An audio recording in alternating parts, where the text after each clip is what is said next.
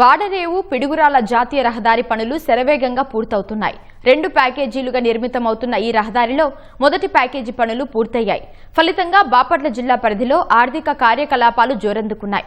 పల్నాడు జిల్లా పరిధిలో 2వ దశ పనుల్ని త్వరలో ప్రారంభించనున్నారు. 4 వరుసల రహదారి నిర్మాణంతో ప్రమాదాలకు అడ్డుకట్టపడటంతో పాటు సమయం, ఇంధనం ఆదా అవుతాయని ప్రజలు సంతోషం వ్యక్తం చేస్తున్నారు. మనం ప్రస్తుతం ఓడరేవు సముద్ర తీర ప్రాంతంలో ఉన్నాము. ఓడరేవు నుంచి పిడుగురాల వరకు జాతీయ రహదారి పనులు ప్రారంభించారు. దీనికి సంబంధించి ఆ జాతీయ రహదారి ఇక్కడి నుంచి అంటే సముద్ర ముఖద్వారం నుంచే ఈ జాతీయ రహదారి ప్రారంభమవుతుండడం ప్రత్యేకించి చెప్పుకోవాలి. అటు సముద్రము ఇక్కడి నుంచే ఈ జాతీయ రహదారి 167A ప్రారంభమవుతుంది. గతంలో 2 వరుసలుగా ఉన్నటువంటి రహదారిని ఇప్పుడు 4 వరుసలు చేయడం ద్వారా కనెక్టివిటీ అనేది పెరుగుతుంది. ప్రస్తుతం ఈ జాతీయ రహదారి పనులు ఎలా జరుగుతున్నాయి, ఏ దశలో ఉన్నాయి, ఎప్పటికెల్లా పూర్తవుతాయి, ఇవన్నీ కూడా ఒకసారి మనం క్షేత్రస్థాయిలోకి వెళ్ళి పరిశీలిద్దాం రండి.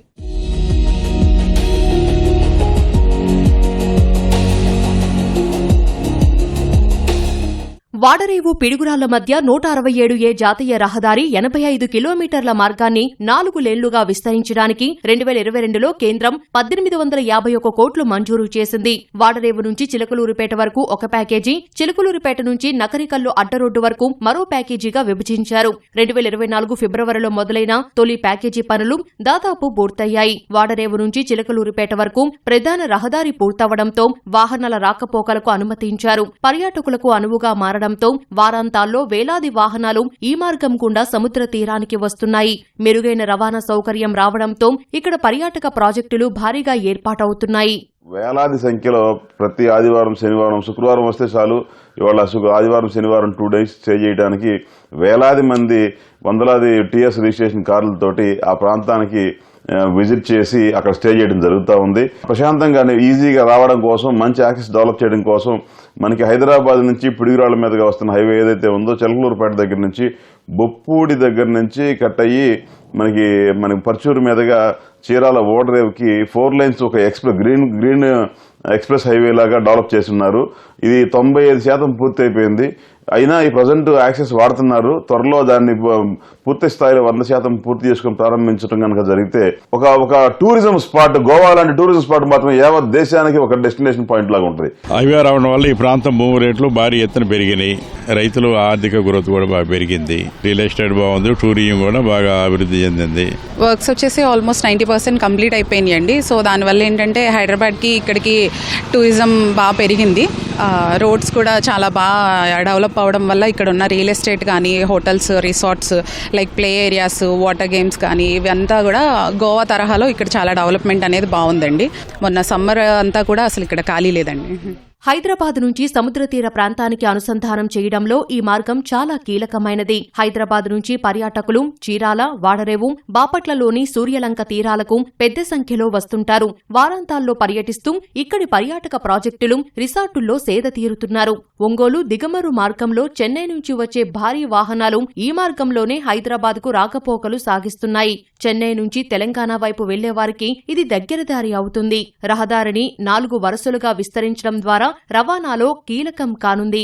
ఈ జాతీయ రహదారి నిర్మాణం పూర్తయితే ఏపీ, తెలంగాణ మధ్య రాకపోకలకు, సరకు రవాణాకు సౌకర్యాలు మెరుగవుతాయి. ఈ రహదారి కారణంగా ఇక్కడి భూములకు విలువ భారీగా పెరిగింది. స్థానికులకు ఉపాధి అవకాశాలు మెరుగయ్యాయి. తెలంగాణ నుంచి బళ్ళు ఇంతకు ముందు బాగా వస్తే శనివారం, ఆదివారం ఒక 30-40 బళ్ళు వచ్చాయి. ఇప్పుడు అట్లా కాదు, వందల్లో కాస్త వేలు అయిపోయినాయి. ఒక చేప, ఒక పొండు కొరక అనేది ఉంటే 400-300 ఉండేది. ఈరోజు ఆ టూరిజం పెరగడం వల్ల 400 కాస్త 500 అయింది, 500 కాస్త 600 కూడా అయింది. రొయ్యి ఫ్యాక్టరీలు రావటం, ఈ యార్డ్లు రావటం, దాంట్లో ఆడవాళ్ళు అందరూ పనికి వెళ్ళటం, రోజుకి వచ్చి 700 కానీ 800, 1000 రూపాయలు తెచ్చుకుంటున్నారు. ఒకప్పుడు 100 రూపాయలు తెచ్చుకునే పరిస్థితి లేదు. బయట నుంచి జనాలు బాగా యాత్రికులు వస్తున్నారు కాబట్టి టూరిజం మీద బాగా డెవలప్ అయ్యింది, బాగుందన్నమాట. ఇప్పుడు వాడరేవు బీచ్ కూడా ఇప్పుడు బాగా జనాలు బాగా పెరిగిపోయారు. హైవే పడ్డాక బాగా డెవలప్ అయిపోయింది వాటర్ ఈ చుట్టుపక్కల మొత్తం. హైవే పడక ముందు ఖాళీగా ఉండేవాళ్ళు, ఇప్పుడు టీ షాప్ పెట్టుకున్నాం. చాలా మంది టూరిస్టులు వస్తున్నారు. ఉపాధి పెరిగింది, స్థలాలకు రేట్లు పెరిగాయి. అందరూ అభివృద్ధి క్రమంలో ఉన్నారు ప్రస్తుతానికైతే.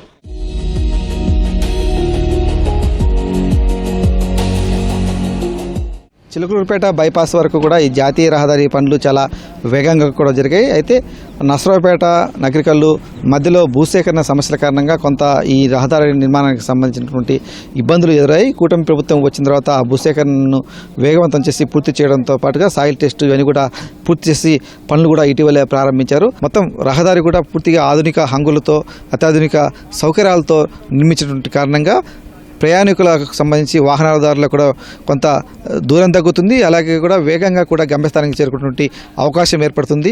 సముద్ర తీర ఆక్వా ఉత్పత్తులన్నీ కూడా ఎగుమతి దిగుమతులకు సంబంధించి కూడా మంచి వెసులుబాటు అయితే దొరుకుతుందని చెప్పేసి కూడా ఆశాభావం వ్యక్తం చేస్తూ ఉన్నారు. కెమెరామెన్ కేశవతో పూర్ణచంద్రశేఖర్, ఈటీవీ న్యూస్, బాపట్ల జిల్లా.